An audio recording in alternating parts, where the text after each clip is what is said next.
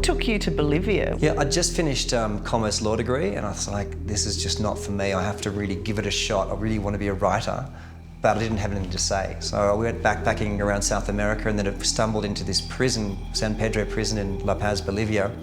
And as soon as I got inside this prison, I was like, this is it. I've got to write a book. This is the most incredible, bizarre place in the world. I mean, there were women and children. None of the inmates had uniforms. They all had the key of their own cells. They had to buy their own prison cells. It was sponsored by Coca-Cola. There were Coca-Cola signs up on all the walls.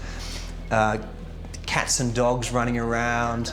And then later on I discovered that, you know, in the depths of the prison there were cocaine laboratories, and for $5 as a tourist you could spend the night inside this prison and you could get whatever you wanted, drugs, alcohol.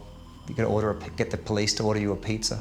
You know, it was just crazy. But all under the eyes of the wardens. Yeah, in fact there were a lot of police who were paying good money to get the posting because they knew how much money they would make as a result of the corruption in the prison.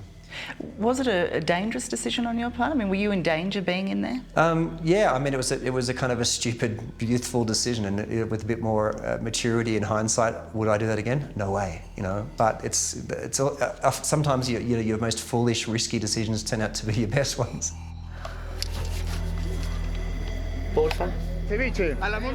Your views on drugs, has what you've seen changed that in any way? Absolutely. I mean, in no way would I argue that cocaine is a positive drug. It's highly addictive, and there was a very good reason that it got banned. At the same time, I think our current policies are not working.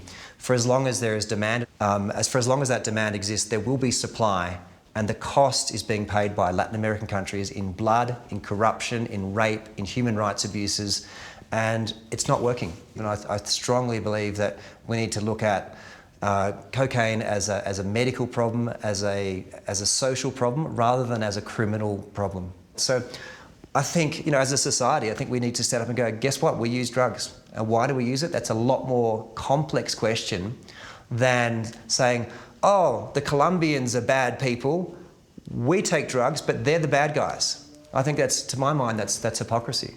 So legalise it? I think legalise it and tax it. Tax it to the point where the price is so high that it's not worth doing. So if you raise the price and also decrease the glamour of cocaine, I mean, at the moment it's considered to be a glamorous drug. In fact, it's a really dirty, addictive drug. It's disgusting. But why are we doing it?